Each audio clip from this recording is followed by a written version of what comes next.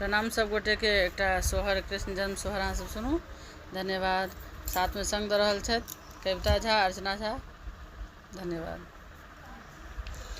किनका को की जाना मल कान्हैया,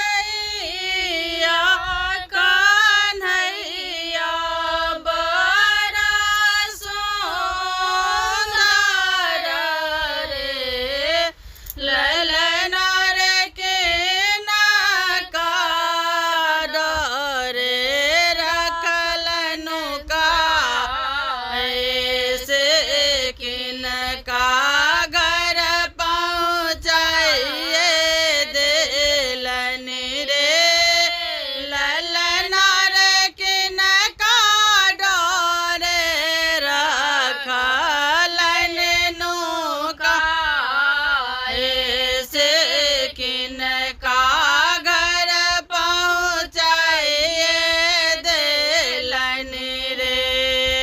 देवकी कोख जाना मल कान्हैया,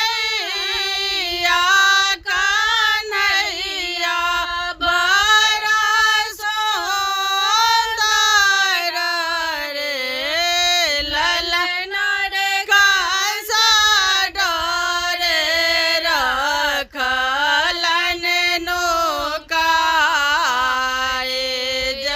जसोदा घर पहुँचाइए देलनि रे, ललना रे कंसा डरे रखलनि नुका,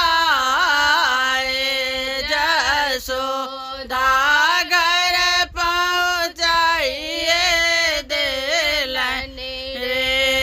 कि ओ लौटावे अनधन सोन माँ की ओ हाथ कंगना रे, ललना रे की ओ करै छथि